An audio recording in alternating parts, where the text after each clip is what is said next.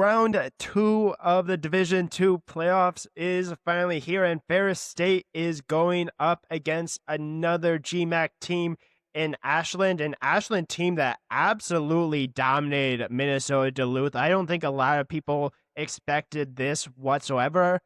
They just truly came out extremely strong, even after going down 7-0. They had 32 points straight unanswered. Like, this was an absolute domination of a game from Ashland. This is an Ashland team that played very, very well in the GMAC. This is an Ashland team that is a very, very good team as well. That's what happens when you're in round two. Now, this is going to be a home game for Ferris. This is going to be a game that I think Ferris is going to go in with a lot of confidence. I talked about in the recap between Ferris State and Northwood. That was probably the best that Ferris State has played all this year.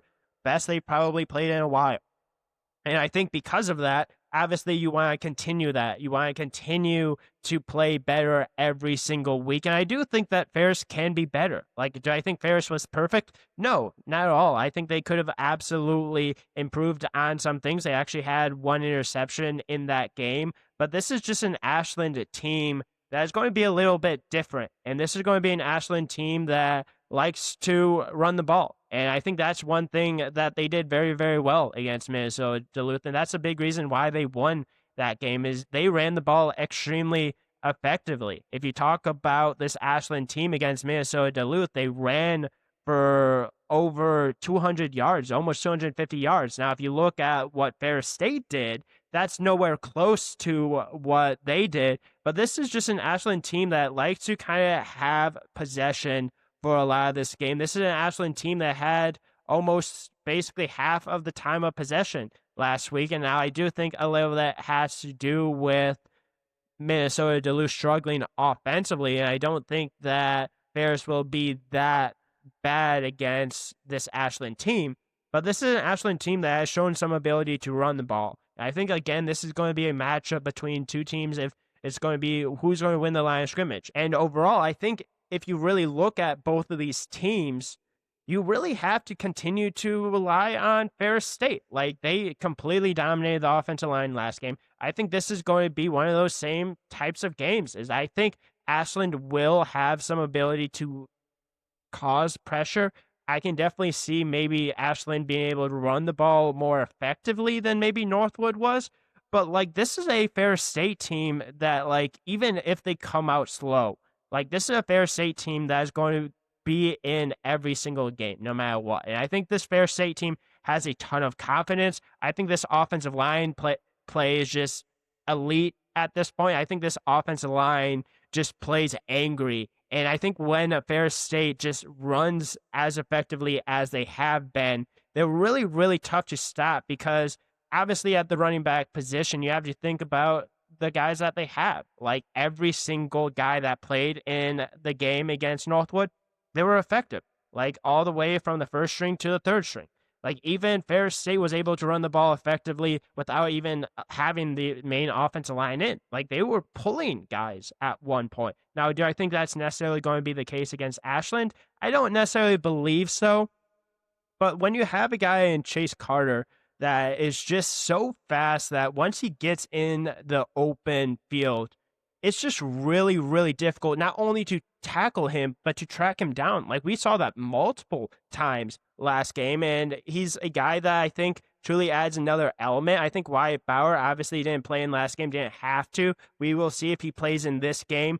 But Ferris State just has so many different elements of offense, so many different ways of running the ball. You have your typical jet sweep that Ferris was able to do convincingly every single time against Northwood for the most part. You have Carson Gulker. He can run the ball. He can get in the quarterback position. He's a guy that's really tough to tackle. You have Brady Rose. You have multiple guys, and they didn't even have to throw the ball really that much. And this is just an Ashland team that while they are really good against the run, they average basically giving up 70 yards on the ground. I truly don't think that this is going to be a team that is going to be able to stop this Ferris State run attack. I don't think there's going to be very many teams that can. Now, do I think that there's a real possibility that they might test it better, that they might not be able to run for almost 500 yards?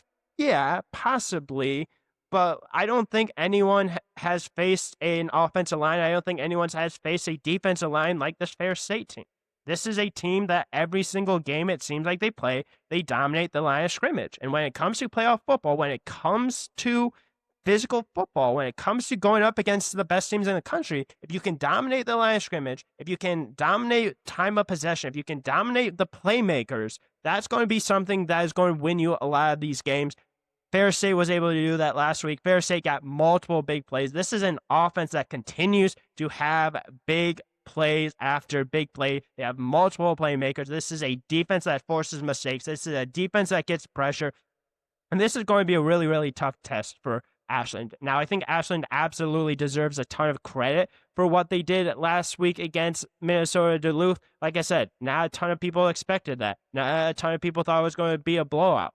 I personally didn't think it was going to be a blowout. I think there's multiple guys on this Ashland team that Ferris is going to obviously have to keep an eye on for. That's the reason why this team is 10-2. You have to talk about guys like Chris Maloney. You have to talk about Cameron Blair. I know he doesn't throw the ball maybe as accurately as other quarterbacks. He only has 61% completion rate, 10 touchdowns to 8 interceptions, but Cameron Blair has ran for over 400 yards. He can run the ball a little bit. Now, I think Ferris State's defense is used to a quarterback that can run the ball, but he can run the ball a little bit. You also have to talk a little bit about DJ Harvey. He's kind of the main wide receiver. Gent Joseph as well. Jonathan Murmy as well. It's going to be a lot of through the ground. I think if Ferris State can come in, continue to dominate the line of scrimmage, especially the defensive line of scrimmage, force Ashland to throw the ball, I think that's obviously going to play into Ferris State's hands. And I think at the end of the day, I'm going to take Ferris State in this one. It's home field.